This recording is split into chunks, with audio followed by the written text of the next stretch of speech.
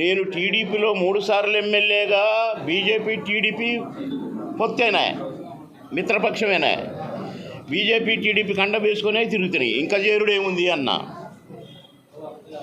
కాదు కాదు కాదు కాదు నువ్వు ఆఫీషియల్గా చేరాలి మళ్ళీ అన్నారు. అప్పుడు నువ్వు పొత్తులో పనిచేసినావు, ఇప్పుడు పార్టీలో చేరి పనిచేయాలన్నా. అయితే ఒక కండిషన్ అన్న. ఏంటి అది? వరంగల్లో పుట్టిన నేను, వరంగల్లో మా ఫాదర్ టీచర్ పనిచేశారు. నాకు అక్కడ చాలామంది చుట్టాలు కూడా ఉన్నారు. వాళ్ళందరి కోరిక ఒక్కసారన్నా నేను వరంగల్లో పోటీ చేయాలని. ఇక నేను ఎమ్మెల్యేగా చేయను. ఒకవేళ నాకు వరంగల్ ఎంపీ టికెట్ ఇస్తే నేను చేరతానన్నా. నిన్ను మించిన క్యాండిడేట్ మాకు దొరుకుతారా? వామ్మో ఇంద్రుడు చంద్రుడు అని నా పేరే లేకుండా లిస్టు పంపారు పోయినసారి ఎంపీ ఎలక్షన్స్. ద్రోహం కదా, అబద్ధం కాదు అది. చేరమని చేర్చుకొని టికెట్ ఇవ్వకపోవటం అది కరెక్టా? అయిపోయింది. ఈసారి కూడా ఇస్తారనుకుంటే ఈసారి కూడా ఇచ్చే పొజిషన్ లేదా. జనవరి నుంచి డిసెంబర్ నుంచి ఆల్మోస్ట్ 3 సార్లు మోడీ గారు వచ్చారు హైదరాబాద్. నడ్డా గారు 3 సార్లు వచ్చారు హైదరాబాద్. అమిత్ షా గారు 3 సార్లు వచ్చారు హైదరాబాద్. నాకు ఫోన్ కాల్ కానీ చిన్న ఇన్ఫర్మేషన్ కూడా నాకు ఇవ్వనప్పుడు నా స్థాయికి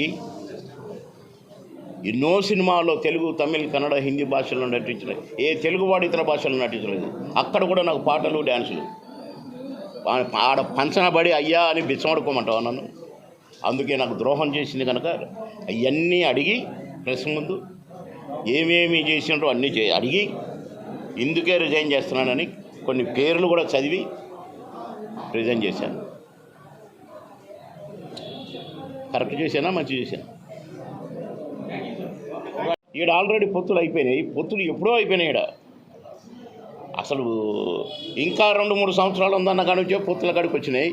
వేదికలుగా కూడా పొత్తులతో ఎక్కుతున్నారు. ఇక్కడ అన్నీ జరుగుతున్నాయి. కానీ పాలుగారు మరి అన్ని ప్లానింగ్ జరిగినాయి. అవన్నీ నాకు తెలియదు. ఎందుకంటే నేను అడగకూడదు కదా. నేను ఏం చేస్తానో ఎట్లా చేస్తానో అని అడగకూడదు కదా. మీరు ప్రెస్ కాబట్టి ప్రశ్న వేసే హక్కు మీకు ఉంది, వేశారు. కానీ సమాధానం చెప్పే హక్కు నాకు లేదు. నేను ఎంతవరకో అంతవరకే. ప్రెస్ మీట్ పెట్టమన్నారు, వారి గురించి 4 మాటలు నాకు తెలిసినవి మాట్లాడమన్నారు, మాట్లాడాను. That's all. కే పాల్ గారు చెప్తారు, మీకు ఖచ్చితంగా చెప్తారు. ఖచ్చితంగా మీ సహకారం కావాలి. మీ సహకారం లేకుండా కుదరదు ఇక్కడ. కనుక ఒక మంచి మనస్తత్వం ఉన్నటువంటి కేఏ పాల్ గారిని గెలిపించాలని నేను వైజాగ్ పార్లమెంటులో ఉన్న ఓటర్ మహాశయులందరినీ కోరుతున్నాను. ఉండదు. ఉంటే ఇప్పుడు ముందు అదే చెబుతున్నాను. పాల్గారు నన్ను అడిగారు, గాజువాక నుంచి పోటీ చేస్తావా, కాకినాడ నుంచి పోటీ చేస్తావా, మీ అత్తగారు కదా అని అంటే, నేను ఎలక్షన్లో పోటీ చేయదలుచుకోలేదు సార్. 3 సార్లు ఎమ్మెల్యే అయ్యాను, 2 రాష్ట్రాలకు మంత్రిగా పనిచేశాను. నా వృత్తి పాలిటిక్స్ కాదు, నా వృత్తి యాక్టింగ్. కనుక చాలు సార్, నేను వద్దనుకున్నాను. బీజేపీ కొట్టిన దెబ్బకి, బీజేపీ నాకు చేసిన మోసానికి ఇచ్చి ఈ రాజకీయాలు వద్దు అని చెప్పని నేను రిజైన్ చేశాను సార్ అని కూడా సార్కు చెప్తే, సరే మరి అయితే నాకు ప్రచారానికి రా అన్నాడు. అదంతా మాట్లాడింది దాకే.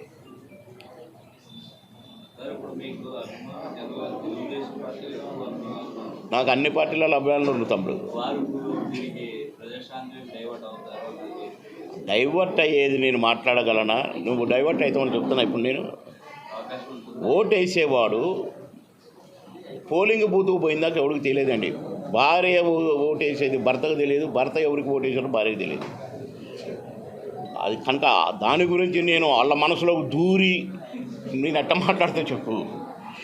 నన్ను ప్రేమించే వాళ్ళ పాల్గారికి ఏంటి ఓటు అని మాత్రమే చెప్పగలుగుతాను. నమస్కారం చెప్పాలనుకుంటున్నామ్మా.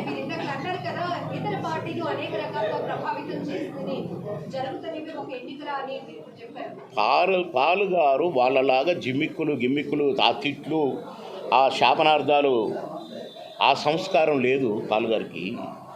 నన్ను గెలిపించండి, పనిచేస్తా.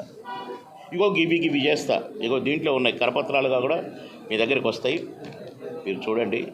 మీ టైం చాలా ఎంత చదివితే టైం వేస్ట్ అయ్యేది కనుక నేను చదవలేదు. కనుక మంచివారు గెలిపించండి, వైట్ పేపర్ లాంటి వారు గెలిపించండి, జిమ్మిక్కులు తెలియని వారు. చివరగా మీరు ఎప్పటి నుంచి ప్రచారం స్టార్ట్ చేస్తారు? అది ఇంకా ఆలోచించలేదు. షెడ్యూల్ రావాలి, నోటిఫికేషన్ రావాలి, మా పాలగారు నామినేషన్ వెయ్యాలి, అప్పుడు బహుతు టైం హే.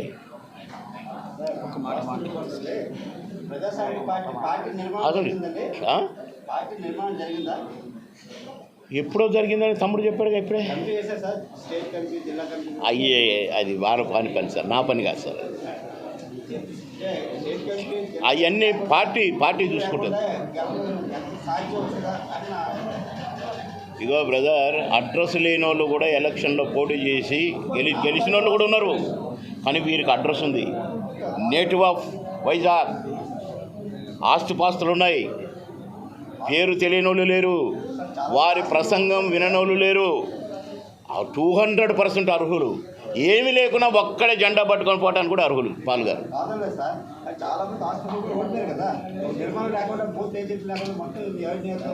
అది అవన్నీ పాల్గారికి తెలుసు.